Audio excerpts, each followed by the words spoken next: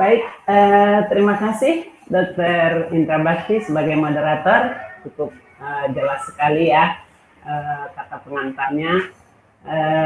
Selamat pagi, salam sejahtera bagi kita semua yang saya hormati, para senior, profesor, dan semua teman sejawat partisipan yang hadir pada webinar kita hari ini. Dan juga terima kasih kepada PT Welesa yang memfasilitasi acara kita. Saya mendapat tugas untuk membawakan topik Management of Stroke Related Seizure.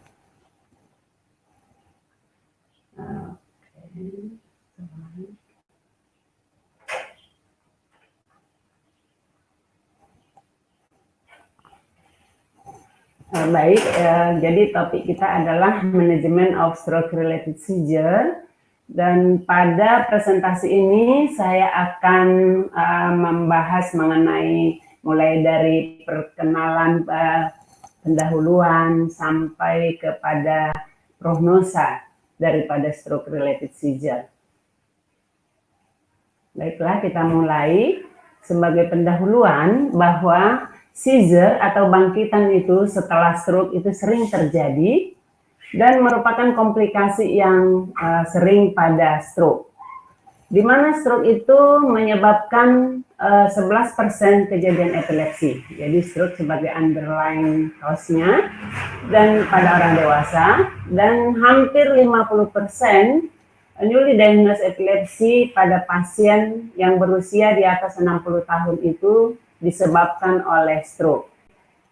Tingginya prevalensi daripada stroke survivor saat ini akan memprediksi kita bahwa akan meningkat pasien dengan stroke post-stroke seizure ataupun post-stroke epilepsi. Setelah seseorang mengalami bangkitan yang pertama, bangkitan epilepsi yang pertama, ya, itu akan menyebabkan patologis di otak, sehingga terjadilah disorganized electrical activity yang menyebabkan tendensi untuk terjadinya recurrent seizure. Post-stroke seizure itu berhubungan atau berkaitan dengan buruknya outcome daripada pasien-pasien stroke dan juga recovery fungsional yang buruk. Late onset seizure itu angka recurrence rate-nya tinggi dan prognosanya lebih buruk. Sampai sejauh ini belum ada panduan klinis praktis penanganan terhadap post-stroke seizure. Nah, ini mengingatkan kita kembali mengenai klasifikasi daripada epilepsi atau seizure classification yang dibuat oleh ILE tahun 2017, di mana pertama sekali kita menentukan tipe daripada bangkitan, ya, tipe daripada bangkitan, apakah itu vokal, apakah itu generalized atau yang unknown. Kemudian setelah bangkitan ini ditentukan, kita harus tentukan tipe epilepsinya, apakah epilepsinya tipe vokal, generalized atau combine antara generalized dan vokal, dan yang unknown. Kemudian untuk mengetahui etiologi dan penyebabnya itu sebagai epilepsi sindrom. Nah, nanti akan banyak istilah-istilah yang muncul pada topik ini, antara lain ada istilah post-stroke seizure, ada istilah early seizure, late seizure, ataupun post-stroke epilepsi. Kadang ada istilah stroke related seizure, ya, jadi ada bangkitan, ada epilepsi, ada sindrom, kemudian ada yang early seizure, ada late seizure, ya. Nah, yang dimaksud dengan post-stroke seizure atau stroke related seizure, atau kadang-kadang disebut juga seizure after stroke, ya, itu banyak kalau kita baca jurnal-jurnal mengenai ini, banyak istilah yang dipergunakan, ya, yang artinya sama. Itu merupakan bangkitan single ataupun multiple setelah mengalami stroke yang dikaitkan dengan adanya kerusakan di otak, baik itu yang reversible ataupun irreversible, tanpa memandang waktu kejadiannya daripada stroke, ya, tanpa melihat. Jadi ada bangkitan setelah mengalami stroke. Nah, kalau klasifikasi yang dibuat oleh International League Against Epilepsy, ada early seizures dan ada late seizure, di mana cut off point adalah 7 hari. Apabila terjadi bangkitan setelah mengalami stroke dalam batas waktu 7 hari, itu diklasifikasikan sebagai early seizure. Dan apabila di atas itu dikenal sebagai late seizure. Namun banyak penelitian yang tidak time of cut off daripada early and late ini berbeda, ya. Ada yang menggunakan 7 hari, ada yang menggunakan 14 hari. Namun kalau Ely itu menggunakan cut off point-nya adalah 7 hari. Nah, post-stroke epilepsi apabila terjadi recurrent seizure, jadi memenuhi kriteria untuk diagnosa suatu epilepsi, jadi bukan diprovokasi oleh berbagai faktor seperti metabolik, toksik, ataupun faktor penyebab lain. Ya, jadi dia merupakan unprovoked dan terjadi setelah fase akut stroke. Jadi sudah terjadi recurrent. Jadi ada post-stroke seizure, ada post-stroke epilepsi nanti.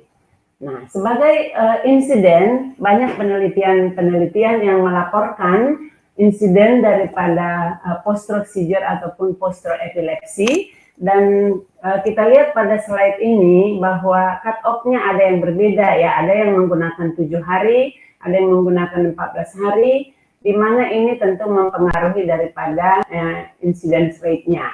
Seperti pada penelitian Joe tahun 2015 terhadap pasien stroke, yaitu merupakan suatu studi meta-analisis, di mana pada studi ini risk of seizure-nya itu ada 6,93, jadi hampir 7%. Ya, kemudian UANG tahun 2017 yang meneliti pasien-pasien yang ischemic stroke, di mana resiko terjadinya seizure itu 5,7%. Ya, demikian juga Bladin itu melaporkan hampir 9%, ya, rata-rata. Begitu tingginya insiden kejadian seizure atau bangkitan setelah stroke, dan juga dilaporkan oleh Bladin tahun 97, ya, itu epilepsi pasca stroke-nya 35 hingga 55%. Ya, itu. Dan juga ada risiko untuk terjadinya status epileptikus seperti yang dilaporkan oleh penelitian Bethany, yaitu 3% melaporkan kejadian status epileptikus. Nah, ada beberapa penelitian juga melaporkan potensial risk factor akan terjadinya post-stroke epilepsi, itu tergantung kepada tipe stroke-nya. Ya, pada beberapa penelitian oleh Arnitz, kemudian Byrne, itu melaporkan bahwa stroke hemorrhagic itu mempunyai risiko yang lebih tinggi dibandingkan dengan transient ischemic attack yang diteliti oleh Drake. Kemudian tipe stroke hemorrhagic transformation juga mempunyai risiko tinggi, subarachnoid hemorrhage. Kemudian lesinya, lokasi lesi dilaporkan bahwa keterlibatan kortikal mempunyai risiko yang lebih tinggi, ya. Cortical involvement, supratentorial, anterior circulation, middle cerebral artery lesion, itu risiko lebih tinggi mengalami post-stroke epilepsi dibandingkan dengan di lokasi infratentorial.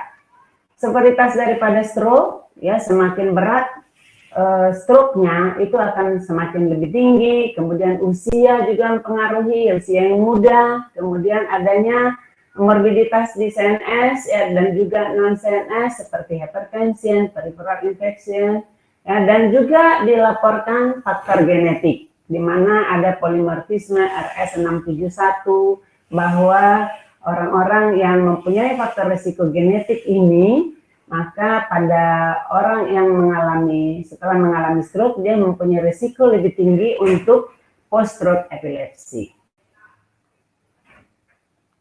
Adapun patomekanisme daripada stroke related epilepsy ini itu berbeda antara early seizure dan late seizure, ya.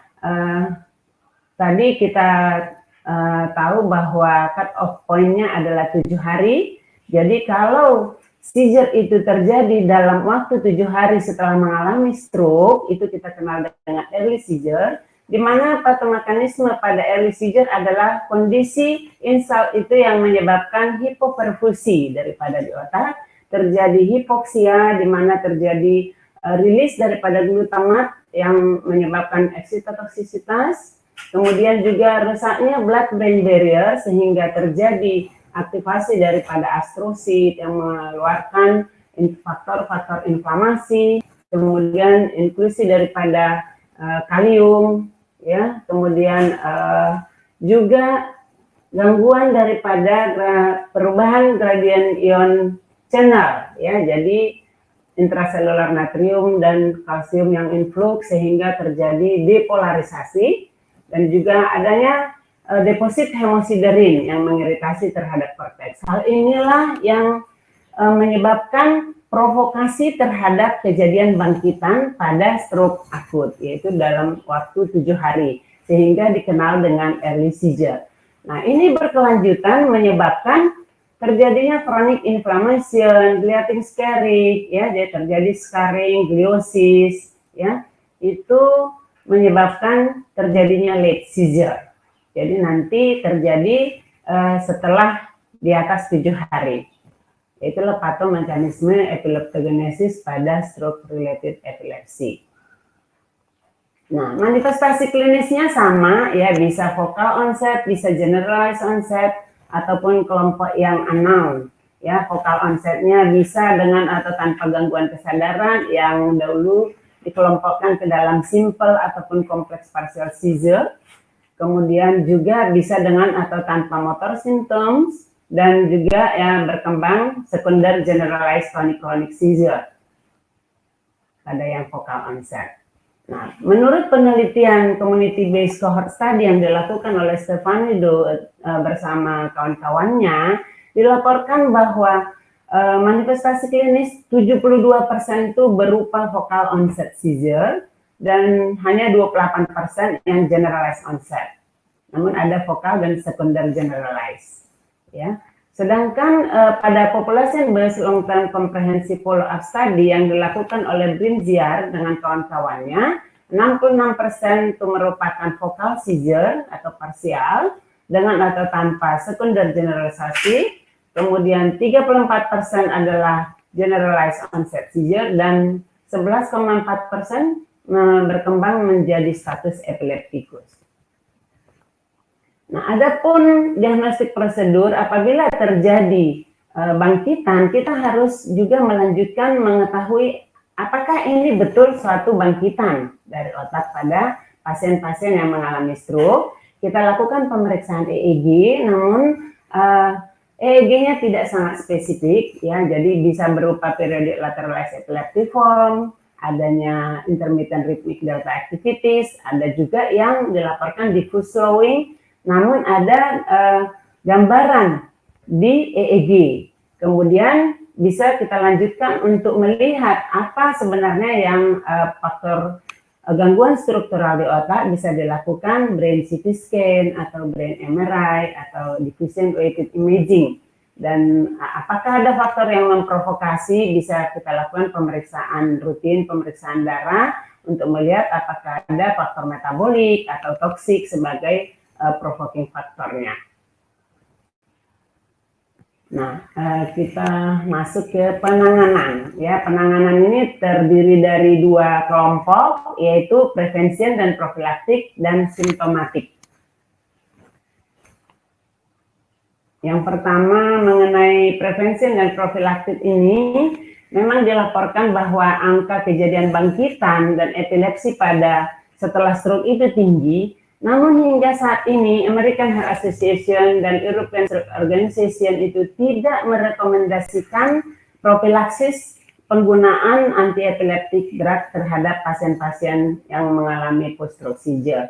Namun ini masih banyak juga yang meneliti karena diduga mungkin pada waktu dahulu itu dilakukan obat-obat yang golongan tua ya, golongan lama, older generation daripada oral anti epileptik. Namun dilaporkan bahwa banyak juga yang memberikan obat-obatan untuk upaya mengurangi kejadian daripada bangkitan setelah stroke, di mana seperti pemberian statin misalnya yang mempunyai efek antiepileptik dan juga mempunyai efek antiinflamasi, ini banyak dilaporkan menurunkan risiko kejadian bangkitan setelah stroke. Nah, untuk terapi simptomatis juga belum ada guideline yang berdasarkan evidence base yang spesifik dalam penanganan medis terhadap post-stroke seizure. Namun yang paling penting adalah pemberian obat anti epilepsi, ya, anti epileptic drug, di mana tujuan daripada terapi anti epileptik ini adalah bebas kejang. Maksudnya bebas kejang di sini, bebas kejang yang tidak mengganggu terhadap fungsi normal, fungsi kognitif tidak terganggu. Jadi mencari obat yang paling tepat, yang paling aman. Ya, namun sampai saat ini belum ada juga guideline yang sudah dibuat obat apa sebenarnya golongan anti epilepsi yang paling baik. Kemudian kapan memulainya? Dan juga kelas yang mana yang paling efektif, dosis yang paling tepat, ya, dan berapa lama harus kita berikan terhadap pasien-pasien yang post-stroke seizure. Namun dengan pertimbangan bahwa post-stroke seizure atau post-stroke epilepsi itu terjadi paling sering pada populasi yang berusia tua, dan juga bahwa underlying daripada kondisi ini adalah akibat kerusakan struktural di otak akibat stroke, maka pengobatan ditujukan berdasarkan penanganan terhadap focal seizure ataupun partial seizure yang terjadi pada populasi usia tua. Jadi baik obat-obatannya biasanya mengikut terhadap penanganan focal atau partial seizure pada elderly population, yang nanti topik ini akan dibawakan oleh sejawat Dr. Fikri Oktaviani. Nah, untuk penanganan stroke related seizure ini, studi yang spesifik juga masih sampelnya sedikit, ya, open label dan retrospective review. Jadi dengan low level evidence, ya, pada penelitian ini menganjurkan bahwa newer generation daripada oral anti epilepsi itu yang dianjurkan adalah levetiracetam dan lamotrigine, di mana levetiracetam dan lamotrigine ini mempunyai tolerabilitas yang lebih baik daripada older generation seperti carbamazepine dan phenytoin. Namun dalam hal efikasi daripada obat dilaporkan hampir sama. Jadi yang paling baiknya dalam hal tolerability daripada obat dibandingkan dengan carbamazepine ataupun phenytoin. Dan di antara obat-obat yang older generation dilaporkan bahwa valproic acid itu kelihatan lebih baik ditoleransi daripada carbamazepine dan phenytoin. Hal yang paling penting kita perhatikan dalam pemilihan anti-epileptic drug ini adalah dari hasil penelitian yang berlangsung, ya, antara older generation dan newer generation daripada anti-epileptic drug, tidak ada perbedaan yang signifikan dalam hal efikasinya, kecuali obat gabapentin, ya, obat gabapentin itu dilaporkan sedikit lebih rendah efikasinya. Kemudian pada umumnya kebanyakan obat-obat anti-epilepsi ini mengganggu kognitif. Jadi dengan pertimbangan ini semua kita harus mengatur dosis, ya, yang paling baik terutama pada golongan usia tua ini, ya.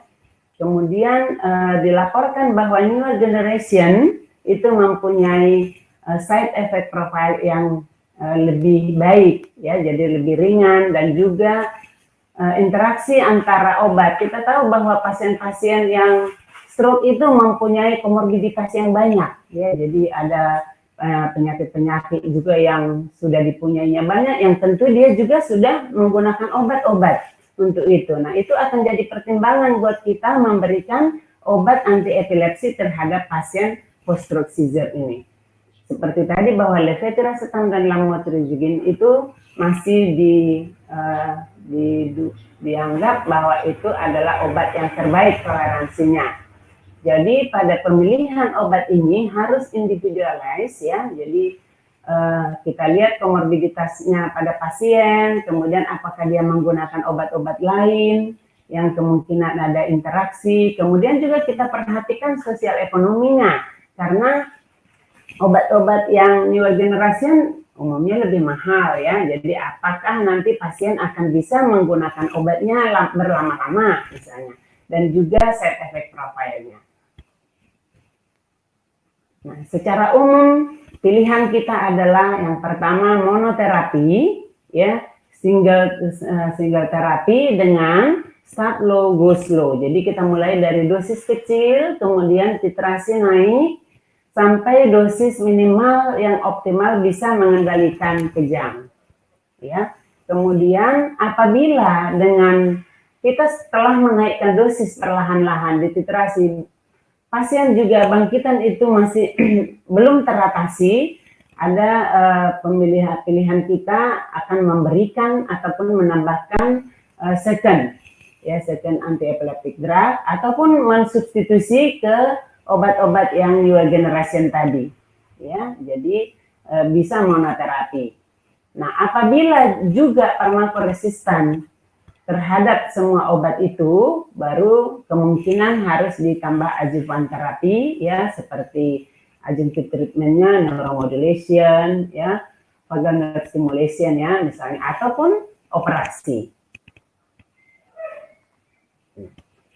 Early onset seizure itu tidak semena-mena harus diterapi. Jadi tidak begitu ada orang mengalami stroke kemudian ada bangkitan, itu tidak mewajibkan kita harus memberikan anti epilepsi, karena kita juga harus memikirkan tadi efek daripada pemberian obat anti epilepsi tadi. Jadi bila pasien mengalami bangkitan stroke yang unprovoked, ya, yang tidak menunjukkan resiko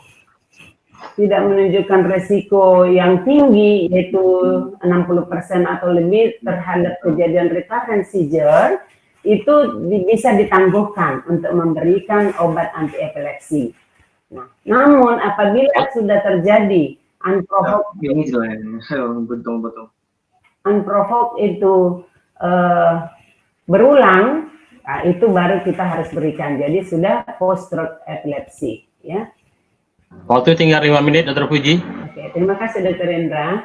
Nah, apabila terjadi early seizure yang multiple dalam 24 jam atau terjadi setelah intracerebral hemorrhage ataupun hemorrhagic transformation, early seizure dengan ini, ya, itu boleh diberikan short term. Short termnya yaitu dalam waktu 1 bulan kita berikan anti epileptik, ya.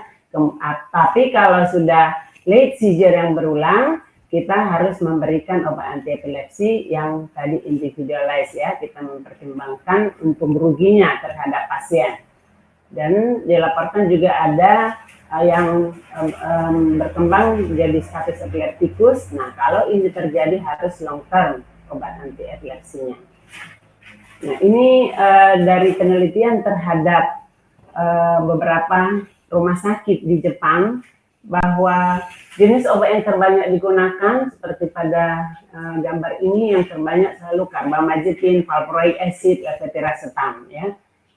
Kemudian bahwa ada 2 uji klinis yang randomized control trial yang membandingkan antara levetiracetam dengan carbamazepine yang control release, dan juga kelompok lamotrigine dengan carbamazepine yang control release. Untuk hasil daripada penelitian ini bahwa efikasi dan tolerability, untuk melihat efikasi dan tolerability-nya, ya, dilaporkan bahwa levetiracetam lebih baik daripada carbamazepine dalam tolerability, dan juga kelompok penelitian lamotrigine dibandingkan dengan carbamazepine. Namun dalam hal efikasi hampir sama, tidak berbeda secara signifikan. Jadi kalau kita melihat efikasi sama, tapi tolerabilitasnya dan adverse event-nya itu lebih baik pada kelompok levetiracetam dan lamotrigine dibandingkan dengan yang old generation, yaitu carbamazepine. Namun dari antara levetiracetam dilaporkan lebih tinggi adverse event-nya dibandingkan dengan lamotrigine. Nah, ini juga ada penelitian ini melaporkan berapa 40% itu di-switch dari old generation ke yang newer generation, ya. Nah, ini ada penelitian yang melihat pengaruh daripada carbamazepine, lamotrigine, dan levetiracetam terhadap vascular risk marker dan lipid lowering agent, di mana total kolesterol itu lebih tinggi pada penggunaan carbamazepine dibandingkan levetiracetam. Kemudian C-reactive protein juga lebih tinggi pada penggunaan carbamazepine dibandingkan levetiracetam maupun lamotrigine. Dan penggunaan statin itu mengurangi efek terhadap efek daripada carbamazepine dan juga dibandingkan dengan levetiracetam dan lamotrigine, ya. Jadi hasil ini menyimpulkan bahwa carbamazepine itu mungkin merupakan pilihan yang kurang baik terhadap pasien-pasien yang beresiko vascular disease, ya, carbamazepine. Nah, sebagai prognosa bahwa seizure itu yang akibat stroke itu merupakan faktor yang berbahaya terhadap pasien, ya, di mana outcome pasien stroke yang disertai dengan bangkitan ataupun epilepsi itu masih tinggi dan mortalitasnya tinggi. Ya, angka rekurensi daripada late onset seizure ataupun post-stroke epilepsi juga meningkat, akan meningkatkan disabilitas dan juga outcome daripada pasien. Nah, sebagai take home message bahwa post-stroke seizure dan post-stroke epilepsi itu sering terjadi, bahwa tingginya prevalensi daripada post-stroke survivor itu akan meningkatkan jumlah pasien-pasien dengan post-stroke epilepsi, dan namun belum ada panduan klinis yang praktis terhadap penanganan stroke related seizure. Kita tahu bahwa obat-obatan umumnya akan mengganggu kualitas hidup daripada pasien, maka kita harus memilih obat yang paling baik sesuai dengan individunya. Baik, hanya sampai di sini. Terima kasih. Demikian slide saya kembalikan kepada moderator. Selamat pagi.